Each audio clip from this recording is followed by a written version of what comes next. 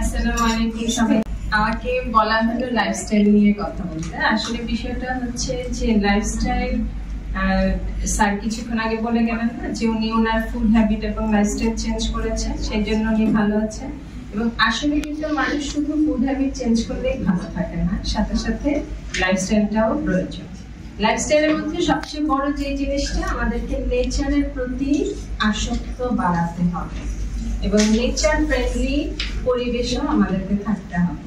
আজকাল যদিও অনেক গাছ বাগান করে, কি বলে ছাদ বাগান করে, অনেকে ছাদ বাগানের প্রতি অনেক বেশি কিন্তু তারপরেও যেটা প্রতিদিন অন্তত কিছু টাইম যদি পার্কে হাঁটে, মানে একটু নেচার ফ্রেন্ডলি পরিবেশের মধ্যে দিয়ে যদি হাঁটে এবং প্রতিদিন একটু ব্রিদিং প্র্যাকটিস করা।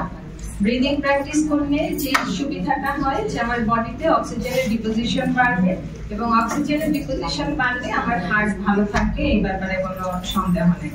এবং আপু যে স্ট্রেসের কথা বললেন, এই স্ট্রেসটাও ফ্রি থাকার জন্যও আমাদের ব্রিদিং প্র্যাকটিসটা খুব ইম্পর্টেন্ট।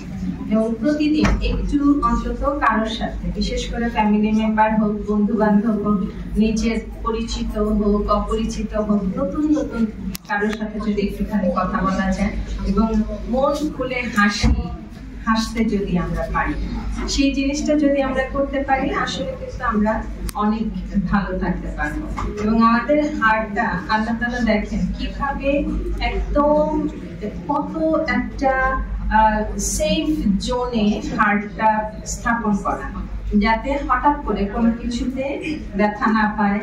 হার্ট যেহেতু কখনোই কোনো রেস্ট পায় না, আমাদের জন্মে যখন ঘুম থাকে তখন থেকেই আমাদের হার্ট কিন্তু অবিরাম কাজ করে এবং মৃত্যুর আগ পর্যন্ত সে অবিরাম কাজ করে যায়।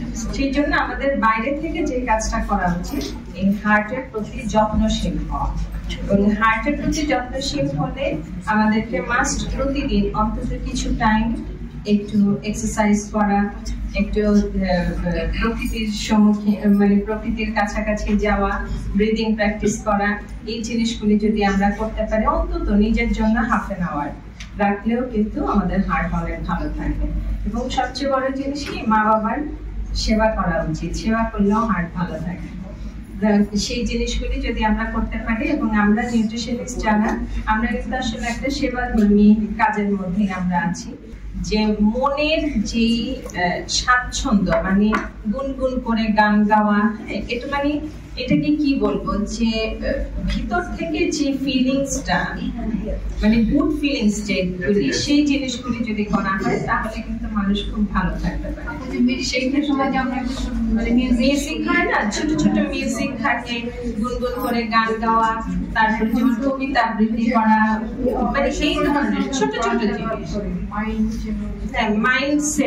মাইন্ডটাকে মানে পজিটিভ একটা মাইন্ডে যাতে আমরা থাকতে পারি, সেই জিনিসগুলি যদি আমরা করি, ইনশাআল্লাহ দেখা যাবে যে আমাদের হার্ট ভালো থাকবে। আমাদের হার্ট যদি ভালো থাকে, আমরা সার্ভিসটাও ভালো দিতে পারবো।